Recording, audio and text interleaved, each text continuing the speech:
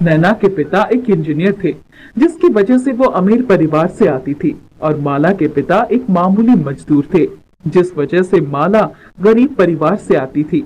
नैना और माला का घर आसपास में ही था, मगर नैना कभी माला से अच्छे से बात नहीं किया करती थी। पता नहीं इस गरीब माला का घर हमारे सामने क्यों है। नैना का घर बहुत बड़ा और आलीशान था, वही माला का घर बहुत छोटा सा था, और वो भी बहुत पुराना हो गया था। पिताजी, इस माला का घर हमारे घर के सामने क्यों है? मुझे बिल्कुल पसंद नहीं है। अरे नैना छोड़ो ना, इन गरीब लोगों पर ध्यान देने की क्या आवश्यकता है। नैना के माता पिता भी माला के परिवार को बिल्कुल पसंद नहीं करते थे, और अमीर होने की वजह से बहुत घमंड में रहते थे। पिताजी, मुझे एक नई ड्रेस दिलवा दीजिए ना। हाँ हाँ क्यों नहीं, ये लो पैसे, और माँ के साथ जाकर आज ही ले आओ नई ड्रेस। माला अपने घर की स्थिति को समझती चीज के लिए जिद नहीं किया करती थी। एक दिन माला अपने माँ के पास आती है और कहती है, माँ, स्कूल में दौड़ प्रतियोगिता होने वाली है, वहाँ सभी के माता पिताजी आ रहे हैं। माना, पिताजी के पास समय नहीं है, मगर आप तो चल सकती हो ना। हाँ बेटा, मैं चल सकती हूँ, मगर वहाँ तो बहुत बड़े बड़े लोग आए होंगे, वहाँ मैं क्या करूँगी? अरे माँ, परेशान क्यों होती हो? आपको कुछ भी नहीं करना है, आप बस वहाँ बैठकर दौड़ प्रतियोगिता देखना। अच्छा ठीक है बेटा, तू कहती है तो मैं चलूंगी। अगले दिन माला और उसकी माँ जल्दी उठ जाती है। बेटा, मेरे पास तो कोई ढंग की साड़ी भी नहीं है, सभी फटे हुए हैं, इस तरह से तुम्हारी बेइज्जती हो जाएगी, रहने दो, मैं नहीं जाऊंगी। नहीं माँ, मुझे उससे कोई फर्क नहीं पड़ता है, आप चलिए, जैसे भी साड़ी आपके पास है वैसी साड़ी पहनकर आप मेरे साथ चलिए। ठीक है बेटा, चलती हूँ। माला की माँ तैयार हो जाती है और माला के स्कूल आती है। वही नैना और नैना की माँ भी थी। नैना की माँ माला की माँ को सुनाते हुए कहती है, देखिए तो जरा प्रभा जी, ये साड़ी कैसी लग रही है? हाँ जी, साड़ी बहुत ही खूबसूरत है। आपको पता है, ये साड़ी तो मैं बहुत दूर से लेकर आई हूँ, थोड़ा महंगा है, मगर नैना ने बोला यही लेने के लिए, तो मैंने ले लिया। अब बताइए, उसे तो मना ही नहीं कर सकती थी। हाँ हाँ, अच्छा किया आपने। वैसे ये साड़ी दिखने में काफी खूबसूरत है। आपको पता है, ये सोने की चेन हाल ही में मेरे पति ने जिद करके मुझे दिलवाया है। माला की माँ एक कोने में खड़े होकर ये सब सुन रही थी। तभी माला वहाँ आती है। माँ, आप यहाँ क्यों खड़ी हो? आओ, बैठो यहाँ। माँ, माँ, आप आओ। आप यहाँ क्यों खड़ी हो? आओ, बैठो यहाँ। माँ, मैं तो आगे ही बैठूंगी और तेरी जीत पर जोर जोर से ताली बजाऊंगी। बेटा, मुझे यहाँ थोड़ा अजीब लग रहा है। अरे माँ, आप चिंता मत करो, और अब दौड़ प्रतियोगिता शुरू होने वाली है। आप यहाँ बैठ जाओ, मैं जा रही हूँ। दौड़ प्रतियोगिता शुरू हो जाती है।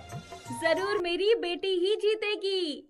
दौड़ प्रतियोगिता शुरू होते ही माला नैना से आगे निकल जाती है। तभी नैना एक पेड़ से माला को गिरा देती है, मगर माला वापस उठ जाती है और दौड़ने लगती है। अंत में कुछ सेकंड से माला दौड़ प्रतियोगिता जीत जाती है। ये देख नैना और नैना की माँ बहुत गुस्सा हो जाती है। ये माला कैसे जीत गई? इसे तो मैंने गिरा भी दिया था, फिर भी ये जीत गई। अरे वाह बेटा, तूने तो कमाल कर दिया, शाबाश। माला की माँ को स्टेज पर बुलाया जाता है और माला को इनाम दिया जाता है। इनाम लेकर माला और माला की माँ घर आ जाती है। देखा माँ, मैं जीत गई। आपको पता है, नैना ने पैर लगाकर मुझे गिरा दिया था, मगर मैं फिर से उठी और बहुत तेज दौड़ी।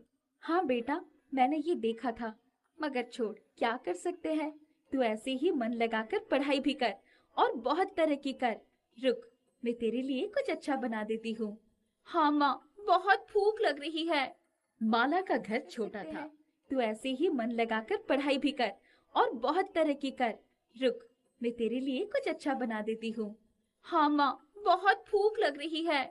माला का घर छोटा था। उसके पिता के पास ज्यादा पैसे भी नहीं थे, मगर फिर भी वो सभी एक साथ खुशी खुशी रहते थे। माँ, आज मैं बहुत उदास हूँ। आखिर कैसे वो माला मुझसे जीत सकती है? अरे बेटा, क्या तू भी ना? छोड़ ना, तू उदास क्यों होती है? एक प्रतियोगिता जीत जाने से कुछ नहीं होता। समझ ले, तूने भीख में उसे जीतने दिया। अब चल मेरे साथ बाहर घूमने चले। ठीक है माँ, चलो। वैसे भी उस माला की वजह से मेरा दिमाग खराब हो चुका है। बाजार में माला और माला की माँ भी आई थी। अरे, अब तो ये यहाँ भी आ गई। नैना माला को धक्का दे देती है, मगर नैना खुद ही गिर जाती है और माला को कुछ भी नहीं होता है। ए लड़की, तेरे अंदर दिमाग है या नहीं? मेरी बेटी को धक्का क्यों मार रही? नहीं, मेरी बेटी ने इसे धक्का नहीं मारा है। कृपया कर इसे मत डांटिए। चुप रहो। एक तो तुम जैसे नीच और छोटे लोगों से मैं बात भी नहीं करना चाहती, मगर तुम लोग जबरदस्ती ये सब करते हो ताकि मैं कुछ बोलूं। कृपया ऐसे मत बोलिए। हमने आपको कभी कुछ बुरा नहीं बोला है, तो आप भी हमें बुरा मत बोलिए। अरे अरे, चुप रहो और जाओ यहाँ से। आज के बाद हमारे रास्ते में आना भी मत। एक छोटी झोपड़ी में रहने वाली मुझसे बहस करेगी। नैना की माँ माला की माँ की बेइज्जती करके चली जाती है।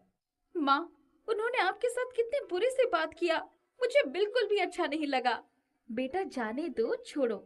अगर हम भी उनकी तरह ही करेंगे तो उनमें और हमें क्या फर्क रहेगा? वो हमेशा हमारे साथ ऐसा क्यों करती है? हमने कभी भी उनकी बेइज्जती नहीं की है, मगर उन्हें जब भी मौका मिलता है हमें नीचा दिखाकर चली जाती है। जब हमारे अंदर किसी चीज का घमंड आ जाता है तभी लोग ऐसा करते हैं। मगर तू छोड़ इन सब बातों को।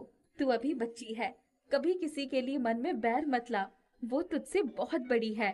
ठीक है माँ। अरे, माला के स्कूल के फीस तो बहुत ही ज्यादा बढ़ गया है।